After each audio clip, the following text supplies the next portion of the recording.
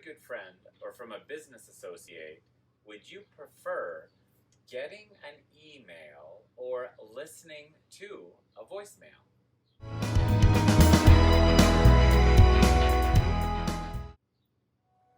Many of you know that I talk a lot about verbal and auditory and kinesthetic cueing.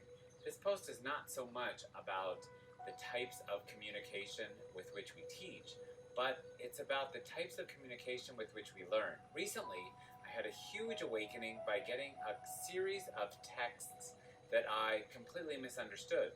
And I've learned that I prefer to have a voicemail where I hear someone's voice, whether I know him or not, because I get tone and volume and intonation and almost body language to sort of get the subtext of what could be appearing on the written screen or page or computer monitor.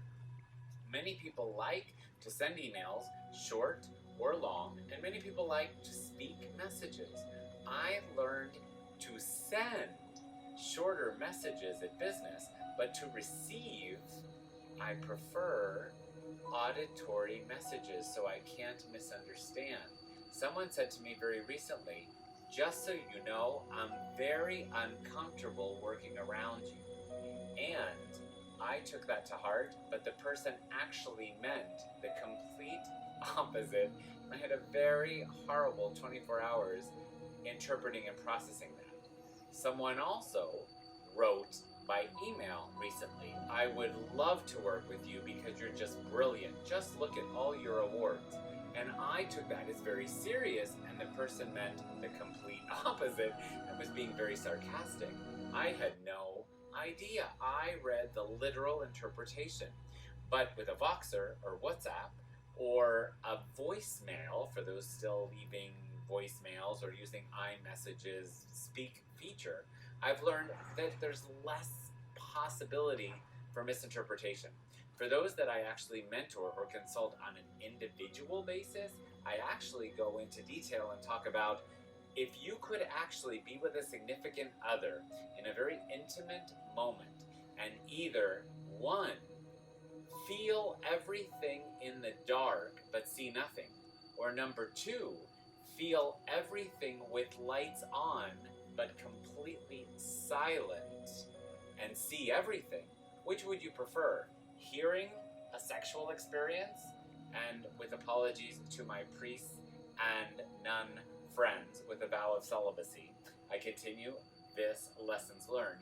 Would you prefer to see everything or feel everything? And it is true, how we like our sex is actually how we like to interpret the world, and how we interpret the world is how we best give and receive communication.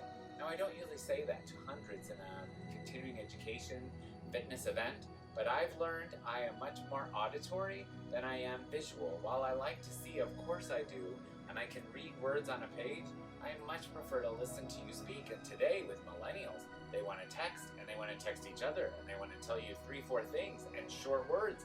I can't get behind that meaning.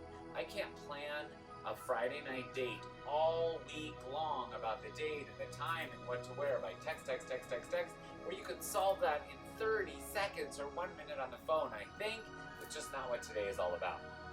So I'm learning that to stay abreast of 2019 into 2020, that I need to be very clear when I text, with emojis help me convey tone.